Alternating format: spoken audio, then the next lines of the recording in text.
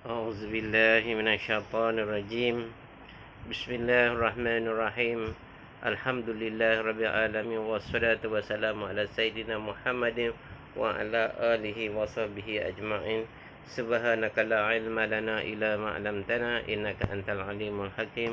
رب اشرح لي صدري ويسر لي أمري واحلل من لساني يفقهوا قولي. Tafsir Al-Quran Ahmad Sonhaj bin Muhammad, juzuk yang ketiga, surah Al-Baqarah, ayat 256. Tiada paksaan memeluk agama Islam. Ayat 258 hingga 260 membangkitkan kembali orang-orang yang telah mati. A'udzu billahi minasyaitonir rajim. Bismillahirrahmanirrahim. La ikraha fid din. Qad tabayyana ar-rusydu minal ghayy. Faman yakfur bit-taghuti wa yu'min billahi faqad istamsaka bil urwatil usqa lan fisama laha. Wallahu sami'un alim. Ayat 256. Tidak ada paksaan dalam beragama Islam. Telah nyata perbezaan yang iman dari yang kufur. Barang siapa tidak percaya, mengingkari akan taghut, gelaran syaitan dan semua berhala, dan percaya kepada Allah, sesungguhnya ia telah berpegang dengan tali yang kukuh yang tidak akan putus. Allah mendengar lagi Maha mengetahui.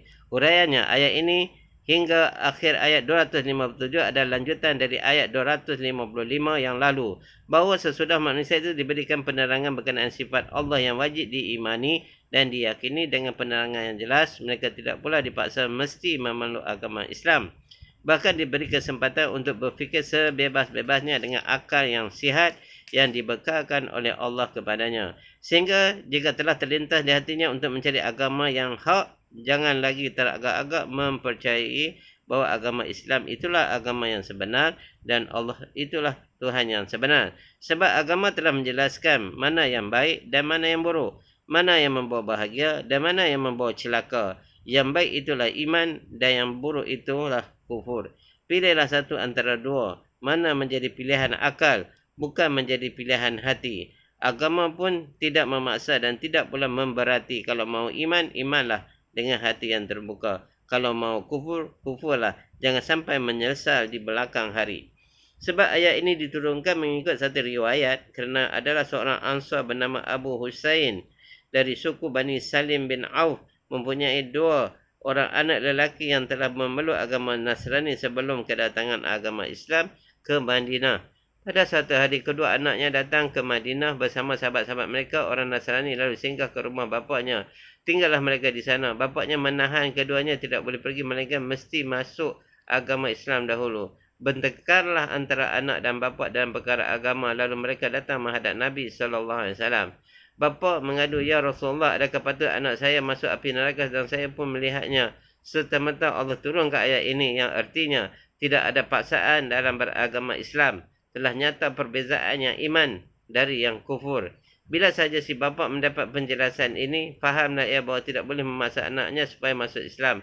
Maka kemudian dilepaskan anaknya pergi. Allah melanjutkan penjelasannya. Barang siapa tidak mahu percaya kepada taghut, iaitu nama syaitan dan nama semua yang disembah selain Allah, tapi mempercayai Allah semata-mata, sesungguhnya ia telah berpegang teguh dengan satu pegangan hidup yang membawa kepada kebahagiaan dunia dan akhirat sebagai tali yang kukuh yang tidak akan putus. Allahu waliyul ladzina amanu yukhrijuhum minadh dhulumati ilan nur walladzina kafaru awliya'uhumut taghutu yukhrijunahum minan nuri iladh dhulumat ulaika ashabun nar hum fiha khalidun. Ayat 257. Allah menolong pemimpin orang-orang yang beriman, dikeluarkannya mereka itu dari gelap gelita kepada terang benderang. Orang-orang yang kafir itu taghutlah pemimpin mereka, dikeluarkannya mereka dari terang benderang kepada gelap gelita. Mereka itulah penduduk neraka. mereka akan berkekalan di dalamnya. Pada ayat ini Allah menjelaskan bahawa dialah menjadi penolong, pemimpin dan pengurus orang yang beriman. Mereka diberi petunjuk, ditolong dan dikeluarkan dari bahaya kegelapan yang merupakan kekufuran dan kepada keselamatan dan kebahagiaan yang merupakan keimanan. Adapun orang-orang yang kafir pula, takutlah yang menjadi pemimpin mereka yang bawa mereka dari terang kepada gelap dan menjerumuskan ke dalam bahaya, iaitu dari iman menjadi kufur. Mereka yang telah dijerumuskan di dalam lembah kesesatan dan kekufuran ini adalah menjadi pengisi neraka dan akan kekal di dalamnya selama-lamanya.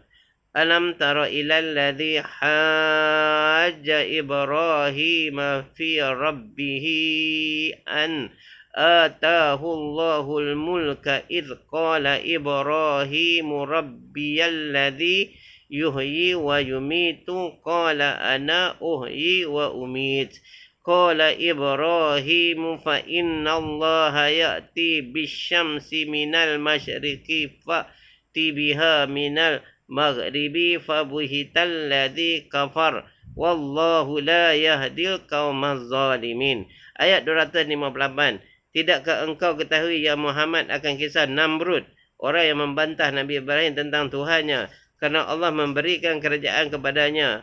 Namrud, ketika itu Nabi Ibrahim berkata kepadanya, Tuhan, aku sajalah yang menghidupkan dan mematikan. Namrud berkata, aku pun dapat menghidupkan dan mematikan. Berkata Ibrahim bahwasanya Allah menerbitkan matahari dari timur, maka cubalah engkau terbitkan ia dari barat. Maka bingunglah, tidak terjawab oleh Namrud yang telah kufur itu. Allah tidak memberi petunjuk kepada kau ya anaya. Huraiannya, pada ayat yang berbunyi alam tara ilal ladzi hajja Ibrahim, tidakkah engkau ketahui orang yang membantah Ibrahim tentang Tuhannya? Ya, ini satu pertanyaan menyatakan keganjilan. Istifhamun ta'jib ditujukan kepada Nabi SAW yang maksudnya, lihatlah ya Muhammad betapa ganjilnya atas ajaib yang kisah Namrud sebagai taghut yang sangat menyesatkan orang-orang hingga mereka itu dikeluarkan dari cahaya yang terang benderang kebenaran kepada gelap gelita kesesatan. Ayat ini sebagai bukti dari ayat terdahulu yang menyatakan taghut adalah pemimpin orang-orang yang kufur, maka untuk menjadi imbangannya pula disusul.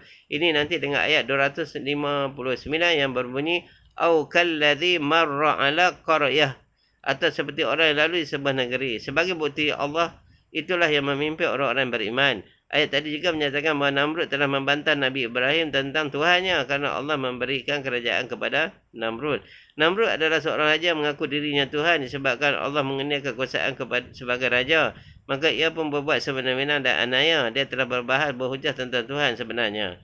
Masa berhujah itu kata setengah riwayat setelah Nabi Ibrahim membinasakan berhala kaum Raja Namrud. Dan kata setengah riwayat pula ketika itu tidak telap dibakar oleh api yang dinyalakan oleh Namrud untuk menyiksanya. Nabi Ibrahim berkata, iaitu maksud firman Allah, Tuhan, aku sajalah menghidup dan mematikan. Namrud pun pula berkata, ya maksud firmannya, aku pun dapat menghidup dan mematikan. Kemudian ditindas dengan kata Ibrahim, iaitu maksud firmannya bahwasanya Allah menerbitkan matahari dari timur, cubalah engkau terbitkan ia dari barat. Maka bingunglah Namrud, tidak terjawab oleh orang-orang yang telah kufur itu. Akhir ayat tersebut berbunyi, wallahu la yahdil qaumaz zalimin. Allah tidak memberi petunjuk kepada kaum yang anaya, yakni orang yang anaya walau bagaimanapun bijaknya berhujah, nescaya Allah tidak memberikannya jalan kemenangan untuk menentang perkara-perkara yang hak. Au kalladzi marra ala qaryatin wa hiya khawiyatun ala urushiha qala anna yuhyi hadhihi Allahu ba'da mautiha fa amatahu Allahu mi'ata amin thumma ba'atha qala kam labista qala bistu yawman aw ba'da yawm qala bal labista mi'ata amin fanzur ila ta'amika wa syarabika lam yatasannah wanzur ila himarika walinaj'alaka ayatan linnas wanzur ila al'izami kaifa nunshizuha summa naksuha lahma falamma tabayyana lahu qala a'lamu anna Allah ala kulli syai'in qadir. Ayat 259. Atau seperti orang yang lalu di sebuah negeri, sedang rumah-rumah di negeri itu sudah runtuh. Maka berkatalah ya Uzair, betapa Allah dapat menghidupkan, memakmurkan kembali negeri ini sesudah musnah. Lalu ia dimatikan oleh Allah 100 tahun lamanya. Kemudian dihidupkannya kembali, berkata Allah, berapa lamakah engkau tinggal di sini? Uzair menjawab, saya tinggal di sini baru sehari atau setengah hari. Berkata pula Allah, bahkan engkau telah tinggal mati selama 100 tahun. Maka lihatlah makanan dan minuman engkau tiada berubah, dan lihatlah pula keldaimu untuk kami jadikan engkau sebagai tanda bagi manusia pasti adanya hari ba'as sesudah mati. Perhatikanlah tulang-tulang itu bagaimana kami angkatkan kembali semula. Kemudian kami bungkus dengan daging. Setelah nyata baginya demikian itu, berkatalah Uzair, saya tahu yang yakinlah bahawasanya Allah berkuasa di atas segala sesuatu. Ayat ini jika dihubungkan dengan ayat sebelumnya akan membuat pengertian sebagai berikut. Tidakkah engkau ketahui ya Muhammad akan kisah Namrud, orang yang membantah Nabi Ibrahim, atau seperti orang yang lalu di sebuah negeri sedang rumah-rumah di negeri itu sudah runtuh. Allah menyatakan kisah yang serupa ajaib. Yang pertama, kisah orang yang mengaku dirinya Tuhan yang menjadi taghut untuk menjerumuskan orang-orang ke lembah kesesatan. Kedua, kisah orang yang telah mati selama 100 tahun. Allah hidupkan semula dengan memberi petunjuk dan mengeluarkannya dari keraguan kepada keyakinan. Adalah diriwayatkan orang yang lalu di sebuah negeri yang sudah runtuh rumah-rumahnya itu bernama Uzair. Dia melalui negeri itu dengan mengendarai seekor keldai membawa sebuah bako berisi buah-buahan dan minuman. Kata setengah riwayat namanya Armia atau Hidir. Negeri itu dikatakan sebuah kampung berdekatan dengan Baitul Maqdis yang telah dibinasakan oleh seorang raja dari negeri Babylon bernama Bukhtanasr. Kebinasaan negeri itu sebagai malapetaka yang ditimpakan oleh Allah ke atas kaum Bani Israel yang dari semasa ke semasa berulang-ulang melakukan kejahatan dan kederhakaan, padahal mereka selalu menerima nikmat Allah. Kisah ini diceritakan oleh Allah kepada Nabi SAW supaya baginda mengetahui kalau ada tercatat dalam kitab orang-orang Yahudi sedang Nabi SAW tidak tahu membacanya. Untuk mengetahui dengan tepat nama-nama orang atau negeri yang mengambil peranan dalam kisah ini tidaklah begitu penting. Yang penting adalah tamsil, ibarat serta contoh teladan atau pelajarannya yang dapat disesuaikan dengan keadaan hidup sesuatu kaum yang pada masa itu. Umpamanya bagaimana menghadapi sesuatu kaum yang disuruh supaya percaya kepada Allah dan memperkenalkan sifat-sifatnya yang wajib diakui kebenarannya oleh akal sihat. Juga sifat-sifatnya yang mustahil dan harus, maka memperkenalkan sifat-sifat Allah itu sebagaimana telah diterangkan di dalam ayat kursi. Umpamanya tidaklah mudah diterima oleh orang jika tidak dibawakan bukti-bukti dan dalil-dalilnya. Bukti dan dalil itulah merupakan kisah lama yang pernah berlaku dan sedia ada di dalam pengetahuan mereka ataupun di dalam kajian mereka. Kisah itulah yang diceritakan berulang-ulang. Orang yang diceritakan dalam ayat ini ialah Uzair. Bila ia melalui negeri yang sudah runtuh rumah-rumahnya, ia berkata betapa Allah dapat menghidupkan, memakmurkan kembali negeri ini sesudah musnah. Lalu ia dimatikan oleh Allah 100 tahun lamanya. Kemudian dihidupkannya kembali dengan mencelikkan matanya sehingga dapat melihat tubuh badannya yang sudah menjadi bangkai. Kemudian Allah pulihkan tubuhnya itu dan balik menjadi segar. Kemudian ia memperhatikan kaldai yang tinggal tulang belulang saja, juga makanan dan minuman yang diperbuat dari buah-buahan serta perahan anggurnya. Allah bertanya kepadanya, berapa lamakah engkau tinggal di sini? Uzair menjawab, saya tinggal di sini baru sehari atau setengah hari. Ia mengatakan begitu kerana Allah mencabut nyawanya sewaktu ia tidur pada permulaan siang dan dikembalikannya semula pada masa matahari terbenam. Maka pada sangkaannya ia tinggal di situ baru 1 hari. Maka berkata pula Allah, yang artinya bahkan engkau telah tinggal mati selama 100 tahun. Maka lihatlah makan dan minuman tiada berubah, dan lihat pula kaldaimu untuk kami jadikan engkau sebagai tanda bagi manusia pasti adanya hari ba'as sesudah mati. Perhatikanlah tulang-tulang itu, tulang-tulang belulang bangkai kaldai, bagaimana kami angkatkan kembali semula, kemudian kami bungkus dengan daging. Jadi semua yang disebutkan oleh Allah itu telah disaksikannya benar dan benar-benar menjadi kenyataan, dan itu pula yang menjadi jawapan bagi pertanyaannya 100 tahun dahulu, yang artinya betapa Allah dapat menghidup kembali negeri ini sesudah musnah. Setelah nyata baginya demikian itu, berkata Uzair firman Allah, saya tahu bahawasanya Allah berkuasa di atas segala sesuatu. Yang ini dengan pemimpinan Allah, Uzair atau orang mengambil peranan dalam cerita ini telah beriman atau percaya kepada Allah dan adanya hari ba'as, hari dibangkitkan kembali orang yang sudah mati.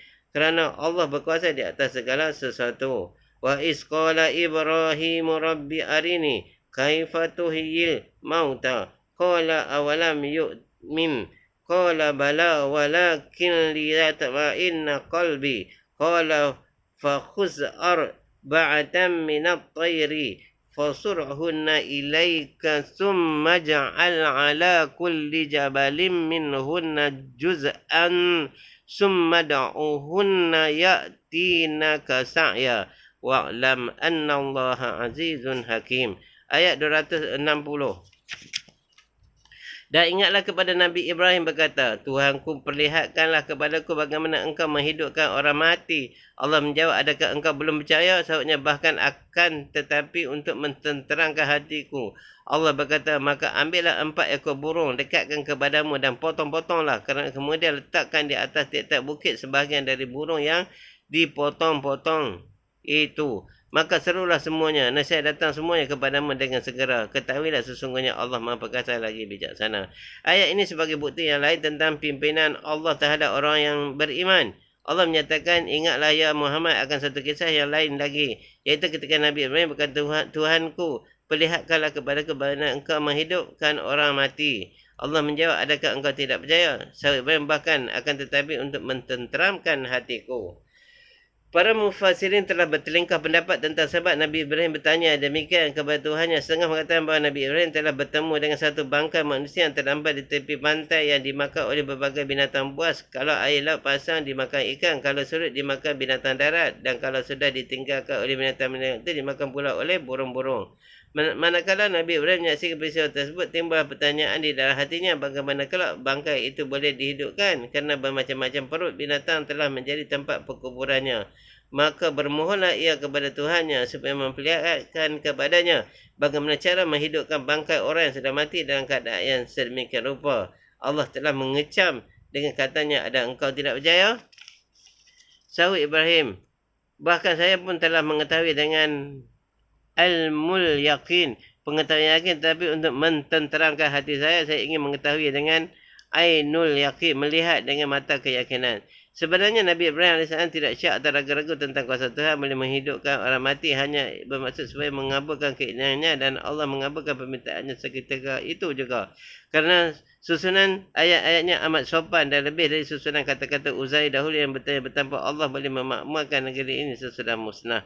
Benarlah apa yang diminta oleh Nabi Ibrahim AS terkabul seketika itu juga, kerana tiba-tiba Allah menyerunya, iaitu maka ambillah 4 ekor burung dekat kepadamu dan potong-potonglah ia. Kemudian diletakkan di atas tiap-tiap bukit sebahagian dari burung-burung yang potong-potong itu. Maka serulah semuanya, nasihat datanglah semuanya kepada engkau dengan segera. Ketahuilah sesungguhnya Allah Maha Perkasa lagi bijaksana. Mendengar ini, Nabi Ibrahim pun mengambil 4 ekor burung yang berlainan jenisnya, iaitu seekor burung merak, seekor burung helang, seekor burung gagak dan seekor ayam jago. Disembelihnya semua, kemudian dipotong-potong, dicampur adukkan daging dan bulu menjadi satu. Lalu dibahagikan menjadi 4 bahagian. Tiap-tiap bahagian diletakkan di atas bukit yang berlainan. Arah mata anginnya itu di utara, timur, selatan dan barat. Hikmat memilih jenis burung ini kerana burung ialah sejenis binatang yang paling hampir menyerupai manusia. Berkepala bulat, kemudian berjalan dengan 2 kaki dan melengkapi seluruh kejadiannya dengan kejadian haiwan yang lain.